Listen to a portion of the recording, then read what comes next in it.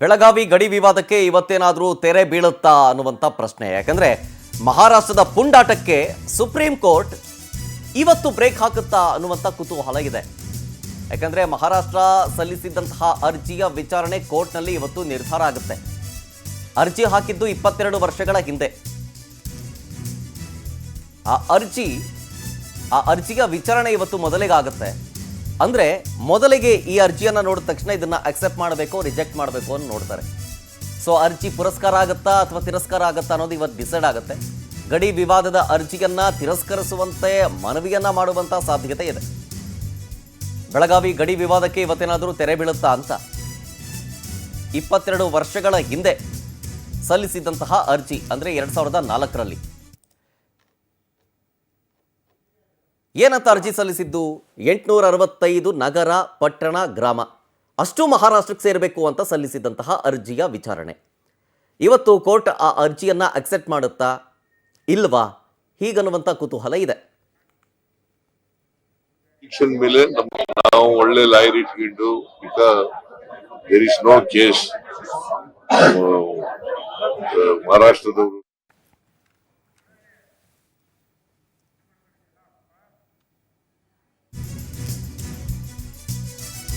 Supreme ಕೋರ್ಟ್ನಲ್ಲಿ ಇವತ್ತು accept rejection ಗೊತ್ತಾಗುತ್ತೆ. ಹಾಗಾಗಿ ಬೆಳಗಾವಿ ನಗರ ಮತ್ತು ಗಡಿಭಾಗಗಳಲ್ಲಿ ಪೊಲೀಸರು ಅಲರ್ಟ್ ಆಗಿದ್ದಾರೆ. ಖಾಕಿ ಕಟ್ಟೆಚ್ಚರವನ್ನು ವಹಿಸಿದೆ. ಯಾವುದೇ ರೀತಿಯಾದಂತಹ ಅಹಿತಕರ ಘಟನೆ ನಡಿಬಾರದು ಅಂತ ಹೇಳಿ ಪೊಲೀಸ್ ಕಣ್ಗಾವಲಿದೆ. ಸೊ ಇವತ್ತು ಕೋರ್ಟ್ನಲ್ಲಿ ಮಹಾರಾಷ್ಟ್ರ ಸಲ್ಲಿಸಿದಂತಹ ಅರ್ಜಿ ಅಕ್ಸೆಪ್ಟ್ ಆಗುತ್ತೋ ರಿಜೆಕ್ಟ್ ಆಗುತ್ತೋ? 865 ಗ್ರಾಮಗಳ ಮೇಲೆ ಮಹಾರಾಷ್ಟ್ರ ಕಣ್ಣಿಟ್ಟಿದೆಯಲ್ಲ, ನಮಗೆ ಸೇರಬೇಕು, ಮಹಾರಾಷ್ಟ್ರಕ್ಕೆ ಸೇರಬೇಕು ಆ ಗ್ರಾಮಗಳು, ಆ ಊರು ಎಲ್ಲವೂ ಕೂಡ ಅಂತ 2004ರಲ್ಲಿ ಆ ಅರ್ಜಿಯನ್ನು ಹಾಕಿದ್ದು. ಆ ಅರ್ಜಿಯ ವಿಚಾರಣೆ ಆಗುತ್ತೆ. ಅಂದರೆ ಈ ಅರ್ಜಿ ಏನು, ಯಾತಕ್ಕೆ ಹಾಕಿದ್ದಾರೆ, ಜೊತೆಗೆ ಇದನ್ನು ಅಕ್ಸೆಪ್ಟ್ ಮಾಡ್ಬೋದಾ, ಉರುಳಿದೆಯಾ, ಇದರಲ್ಲಿ ಅಕ್ಸೆಪ್ಟ್ ಮಾಡುವಂಥ ಕೇಸಾ ಇಲ್ಲ ರಿಜೆಕ್ಟ್ ಮಾಡ್ತಾರಾ, ಅದನ್ನು ಕುಲಂಕುಷವಾಗಿ ಪರಿಶೀಲಿಸಿ ಏನು ನಿರ್ಧಾರ ತೆಗೆದುಕೊಳ್ಳುತ್ತೆ ಸುಪ್ರೀಂ ಕೋರ್ಟ್ ಅನ್ನೋದನ್ನು ಕಾದು ನೋಡಬೇಕು. ನಾವು ಒಳ್ಳೆ ಲಾಯರ್ ಇಟ್ಕೊಂಡು ಈಗ there is no case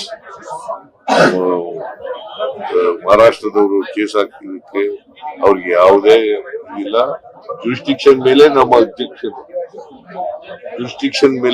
objection ಇರೋದ್ರಿಂದ ಜುರಿಸ್ಟಿಕ್ಷನ್ ಮೊದಲು ತೀರ್ಮಾನ ಆಗ್ಬೇಕು. Whether they have locus standi or not, whether they have entitle to file a case or not ಅನ್ನೋದು ಆಗ್ಬೇಕು.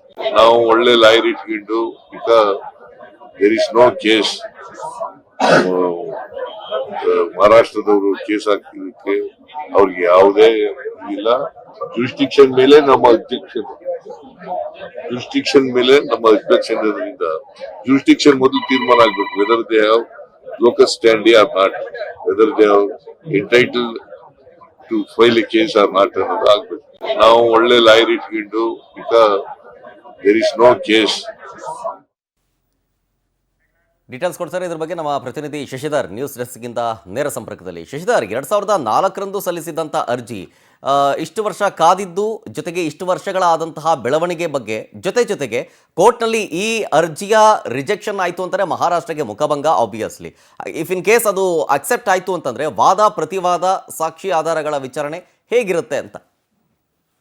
ಶರತ್, ಏನು ಈ ಕರ್ನಾಟಕ ಮತ್ತು ಅದೇ ರೀತಿಯಲ್ಲಿ ಕೂಡ ಮಹಾರಾಷ್ಟ್ರ ಈ ಎರಡರ ಮಧ್ಯೆನೂ ಕೂಡ ಏನು ಗಡಿ ರೇಖೆ ಇದೆ, ಆ ಗಡಿ ವಿವಾದ ಇವತ್ತಿಂದಲ್ಲ, ಕರ್ನಾಟಕ ಏಕೀಕರಣವಾದಾಗಲಿಂದಲೂ ಕೂಡ ಏನು ಬೆಳಗಾಂದಲ್ಲಿರುವಂಥ ಒಂದಷ್ಟು ತಾಲೂಕುಗಳು ಮಹಾರಾಷ್ಟ್ರಕ್ಕೆ ಸೇರಬೇಕು ಅಂತ ಹೇಳ್ಬಿಟ್ಟು ಮರಾಠಿಗರು ಪದೇ ಪುಂಡಾಟವನ್ನು ಕೂಡ ಮಾಡ್ತಾಯಿದ್ರು. ಮರಾಠಿಗರು ಕೂಡ ಅತಿ ಹೆಚ್ಚಿನ ಭಾಗದಲ್ಲಿ ಕರ್ನಾಟಕದಲ್ಲೂ ಕೂಡ ನೆಲೆಸಿದ್ದಾರೆ. ಅದಕ್ಕೆ ಪ್ರಮುಖವಾದಂಥ ಬೇಡಿಕೆ ಏನಂತಂದರೆ, ಏನು ನಮ್ಮ ಕರ್ನಾಟಕದಲ್ಲಿ ಬೆಂಗಳೂರು ಮೈಸೂರು ಬಿಟ್ಟರೆ ಅತ್ಯಂತ ಸಂಪನ್ಮೂಲ ಭರಿತವಂಥ ಯಾವುದಾದ್ರೂ ದೊಡ್ಡ ಜಿಲ್ಲೆ ಅಂತಂದರೆ ಅದು ಬೆಳಗಾಂ ಅಂತಲೂ ಕೂಡ ಹೇಳ್ಬೋದು. ಹೀಗಾಗಿ ಮೂಲಭೂತ ಸೌಕರ್ಯಗಳಿದೆ, ಅಲ್ಲಿ ಆರ್ಥಿಕ ಸಮೃದ್ಧತೆಯೂ ಕೂಡ ಇದೆ, ಎಲ್ಲ ರೀತಿಯದ್ದು ಕೂಡ ಡೆವಲಪ್ಮೆಂಟ್ ಆಗಿರುವಂಥ ಅಥಣಿ ಆಗಿರ್ಬೋದು, ಚಿಕ್ಕೋಡಿ ಆಗಿರ್ಬೋದು, ಗೋಕಾಕ್ ಆಗಿರ್ಬೋದು, ನಿಪ್ಪಾಣಿ, ಈ ಒಂದು 5 ತಾಲೂಕುಗಳನ್ನು ಮಹಾರಾಷ್ಟ್ರಕ್ಕೆ ಬಿಟ್ಕೊಡ್ಬೇಕು. ಆ 5 ತಾಲೂಕುಗಳಲ್ಲಿ ಸೇರುವಂಥ ಸುಮಾರು 865 ಗ್ರಾಮಗಳು ಕೂಡ ಮಹಾರಾಷ್ಟ್ರಕ್ಕೆ ಸೇರ್ಬೇಕಂತ ಹೇಳ್ಬಿಟ್ಟು ಮಹಾರಾಷ್ಟ್ರದವರು ಪದೇ ಕ್ಯಾಜೆಯನ್ನು ತೆಗಿತಾ ಇದ್ರು. ಇದೇ ಕಾರಣಕ್ಕಾಗಿ ಕರ್ನಾಟಕ ಸರ್ಕಾರ ಗಡಿ ಪ್ರಾಧಿಕಾರ ಅಭಿವೃದ್ಧಿ ನಿಗಮವನ್ನು ಕೂಡ ಪ್ರಾರಂಭ ಪ್ರಾರಂಭ ಮಾಡಿ ಅದರಿಂದನೂ ಕೂಡ ಹೋರಾಟವನ್ನು ಮಾಡ್ತಾ ಇದ್ರು. ಸುಪ್ರೀಂ ಕೋರ್ಟ್ ಮೊರೆ ಹೋಗಿದ್ರು. ಸಾಕಷ್ಟು ಬಾರಿ ಹೋರಾಟವನ್ನು ಮಾಡ್ತಿದ್ರು ಕೂಡ ಇದುವರೆಗೂ ಕೂಡ ಗಡಿ ವಿವಾದ ಬಗೆಹರಿದಿಲ್ಲ. ಈ ಕಾರಣದಿಂದಾಗಿ ಏನು ಸುಪ್ರೀಂ ಕೋರ್ಟ್ಗೆ ಕರ್ನಾಟಕದಿಂದ ಅರ್ಜಿಯನ್ನು ಸಲ್ಲಿಸಿದ್ರು, ಆ ಅರ್ಜಿಯನ್ನ ಇತ್ಯರ್ಥಪಡಿಸುವಂತ ಪ್ರಕರಣ ಇವತ್ತು ಎಲ್ಲ ಒಂದು ಕಡೆ ತಾರ್ಕಿಕ ಅಂತ್ಯಕ್ಕೆ ಬಂದಿದೆ. ಇದುವರೆಗೂ ಕೂಡ ಅರ್ಜಿಯನ್ನ ತಿರಸ್ಕಾರ ಮಾಡೋದಾಗ್ಲಿ ವಿಚಾರಣೆ ಮಾಡೋದಾಗ್ಲಿ ಯಾವುದನ್ನು ಕೂಡ ಮಾಡಿಲ್ಲ. ಒಂದು ವೇಳೆ ಇವತ್ತು ಗಡಿ ವಿವಾದಕ್ಕೆ ಸಂಬಂಧಪಟ್ಟಂತೆ ಮಹಾರಾಷ್ಟ್ರದ ಬೇಡಿಕೆಗಳೇನಿದ್ದಾವೆ, ಏನು 5 ತಾಲೂಕುಗಳನ್ನ ಸೇರಿದಂತ 865 ಗ್ರಾಮಗಳನ್ನ ಮಹಾರಾಷ್ಟ್ರಕ್ಕೆ ಬಿಟ್ಕೊಡ್ಬೇಕಂತ ಅದನ್ನ ಮಹಾರಾಷ್ಟ್ರದವ್ರ ಬೇಡಿಕೆ. ಆದರೆ ಯಾವುದೇ ಕಾರಣಕ್ಕೂ ಒಂದೇ ಒಂದು ಗ್ರಾಮವನ್ನು ಕೂಡ ನಾವು ಬಿಟ್ಟುಕೊಡೋದಿಲ್ಲ ಅಂತ ಕರ್ನಾಟಕದ ವಾದ. ಹೀಗಾಗಿ ಒಂದು ವೇಳೆ ಸುಪ್ರೀಂ ಕೋರ್ಟ್ ಏನಾದರೂ ಮತ್ತೊಮ್ಮೆ ಏನಾದರೂ ಗಡಿ ರೇಖೆಯನ್ನು ಬದಲಿಸಿ ಆ ಒಂದು ಗ್ರಾಮಗಳನ್ನು ಮಹಾರಾಷ್ಟ್ರಕ್ಕೆ ಸೇರಬೇಕಾದಂಥ ಮೂಲ ಗ್ರಾಮಗಳೇನಿದೆಯೋ ಅದನ್ನು ಮಹಾರಾಷ್ಟ್ರಕ್ಕೆ ಬಿಟ್ಟುಕೊಡಬೇಕು ಅಂತೇನಾದರೂ ತೀರ್ಪನ್ನು ಕೊಡುತ್ತಾ, ಇಲ್ಲ ಕರ್ನಾಟಕ ಹೇಳಿದಂತೆ ಪ್ರತಿವಾದದಂತೆ, ಇಲ್ಲ ಕರ್ನಾಟಕದಲ್ಲಿರುವಂಥ ಬೆಳಗಾವಿಗೆ ಸೇರಿದಂಥ ಅಥಣಿ ಆಗಿರ್ಬೋದು, ಚಿಕ್ಕೋಡಿ ಆಗಿರ್ಬೋದು, ಗೋಕಾಕ್ ಆಗಿರ್ಬೋದು, ನಿಪ್ಪಾಣಿ ಈ ತಾಲೂಕುಗಳೇನಿದೆ ಅವು ಕರ್ನಾಟಕದಲ್ಲೇ ಉಳಿಬೇಕು ಅಂತ ಏನಾದರೂ ಏನು ಸುಪ್ರೀಂ ಕೋರ್ಟ್ ಸೂಚನೆಯನ್ನು ಕೊಟ್ಟರೆ ಅವು ಎರಡಕ್ಕೂ ಸಂಬಂಧಪಟ್ಟಂತೆ ವಾದ ಪ್ರತಿವಾದ ಎರಡೂ ಕೂಡ ಆಲಿಸುತ್ತೆ. ಆದ ನಂತರ ಸುಪ್ರೀಂ ಕೋರ್ಟು ಒಂದು ಮಹತ್ವದ ತೀರ್ಪನ್ನು ಕೊಡುತ್ತೆ. ಆ ತೀರ್ಪಿನ ನಂತರ ಸಾಕಷ್ಟು ಡೆವಲಪ್ಮೆಂಟ್ಗಳಾಗುವಂಥ ಎಲ್ಲ ಸಾಧ್ಯತೆಗಳು ಕೂಡ ಇದೆ. ಯಾಕೆ ಅಂತಂದರೆ ಕರ್ನಾಟಕದ ಗಡಿ ಭಾಗ ಏನಿದೆ ಬೆಳಗಾವಿಯಲ್ಲಿ, ಈ ಒಂದು ಮಹಾರಾಷ್ಟ್ರದ ಗಡಿ ಭಾಗದಲ್ಲಿ ಸಾಕಷ್ಟು ಜನ ಮರಾಠಿಗರಿದ್ದು ಅವರು ಕೂಡ ಏನು ಬೆಳಗಾಂನಲ್ಲೂ ಕೂಡ ಈಗಲೂ ಕೂಡ ಮರಾಠಿಗರ MESನ ಒಂದಷ್ಟು ಪಾಲಿಕೆ ಸದಸ್ಯರಿದ್ದಾರೆ, ಒಂದಷ್ಟು ಜನ ಶಾಸಕರು ಕೂಡ ಇದ್ದಾರೆ, ಅದಕ್ಕೆ ಬೆಂಬಲ ಕೊಡುವಂಥವ್ರು. ಅವರು ಕೂಡ ಹೌದು ಮಹಾರಾಷ್ಟ್ರಕ್ಕೆ ಸೇರಿಸಿ ಅಂತಲೂ ಕೂಡ ಒಂದಷ್ಟು ಬಣ ಇದ್ರೆ, ಒಂದಷ್ಟು ಬಣ ಬೆಳಗಾವಿ ಏನು ಮಹಾರಾಷ್ಟ್ರಕ್ಕೆ ಸೇರಿದಂಥ ಒಂದಷ್ಟು ಭಾಗವನ್ನೇ ಸಪ್ರೇಟ್ ಆಗಿ ನಾರ್ತ್ ಕರ್ನಾಟಕವನ್ನ ಮಾಡಿ ಸಪ್ರೇಟ್ ಆಗಿ ಅಂತ ಹೇಳಿ ಕೂಡ ಒಂದಷ್ಟು ಬಣ ಇದ್ದಾರೆ. ಒಂದಷ್ಟು ಜನ ಯಾವುದೇ ಕಾರಣಕ್ಕೂ ಕೂಡ ಕನ್ನಡ ಪರ ಹೋರಾಟಗಾರರು ಯಾವುದೇ ಕಾರಣಕ್ಕೂ ಮಹಾರಾಷ್ಟ್ರಕ್ಕೆ ಬಿಟ್ಕೊಡಬಾರ್ದು, ಕರ್ನಾಟಕದಲ್ಲೇ ಇರಬೇಕು ಅಂತ ಹೇಳ್ಬಿಟ್ಟು ಒಂದಷ್ಟು ಒತ್ತಾಯಗಳಿದೆ. ಈ ಕಾರಣದಿಂದಾಗಿ ಮರಾಠಿಗರ ಸಂಖ್ಯೆ ಎಲ್ಲೆಲ್ಲಿದೆಯೋ ಆ ಎಲ್ಲ ಕಡೆಯೂ ಕೂಡ ಒಂದಷ್ಟು ಗಲಭೆಗಳಾಗುವಂಥ ಸಾಧ್ಯತೆ ಇದೆ. ಕನ್ನಡ ಪರ ಸಂಘಟನೆಗಳು ಕೂಡ ಅದಕ್ಕೆ ವಿರೋಧ ವ್ಯಕ್ತಪಡಿಸುವ ಸಾಧ್ಯತೆ ಇದೆ. ಈ ಕಾರಣದಿಂದಾಗಿ ಮುಂಜಾಗ್ರತಾ ಕ್ರಮವಾಗಿ ಪೊಲೀಸರು ಎಲ್ಲ ಕಡೆಯೂ ಕೂಡ ಕಟ್ಟೆಚ್ಚರ ವ್ಯಕ್ತಿಸಿದ್ದು ಪೊಲೀಸ್ ಬಿಗಿ ಬಂದೋಬಸ್ತನ್ನು ಕೂಡ ಏರ್ಪಡಿಸಲಾಗಿದೆ. ಸದ್ಯಕ್ಕೆ ಇವತ್ತೇ ತೀರ್ಪನ್ನ ಪ್ರಕಟಿಸುವಂತಹ ಸಾಧ್ಯತೆ ಇಲ್ಲ. ಯಾಕಂದ್ರೆ ಇವತ್ತು ಕೇವಲ ವಿಚಾರಣೆ ಮಾತ್ರ. ಹೀಗಾಗಿ ವಿಚಾರಣೆ ಮುಂದೂಡಿದ ನಂತರ ಆ ವಾದ ಪ್ರತಿವಾದ ಯಾವಾಗ ಪ್ರಾರಂಭವಾಗುತ್ತೋ ಆವಾಗ ಒಂದಷ್ಟು ಮಹಾರಾಷ್ಟ್ರದಲ್ಲಿ ಮತ್ತೆ ಕರ್ನಾಟಕದಲ್ಲಿ ಒಂದಷ್ಟು ಡೆವಲಪ್ಮೆಂಟ್ಗಳಾಗುವಂಥ ಸಾಧ್ಯತೆಗಳಿದೆ. ಇದೇ ವಿಚಾರಕ್ಕೆ ಸಂಬಂಧಪಟ್ಟಂತೆ ಏನು ರಾಜ್ಯದ ಮುಖ್ಯಮಂತ್ರಿ ಅಂತ CM ಸಿದ್ದರಾಮಯ್ಯನವರು, ಅದೇ ರೀತಿಯಲ್ಲಿ ಕೂಡ ಕನ್ನಡ ಅಭಿವೃದ್ಧಿ ಇಲಾಖೆಯ ಸಚಿವರು ಎಲ್ಲರೂ ಕೂಡ ಸಾಕಷ್ಟು ಕುತೂಹಲದಿಂದ ಇದ್ದಾರೆ.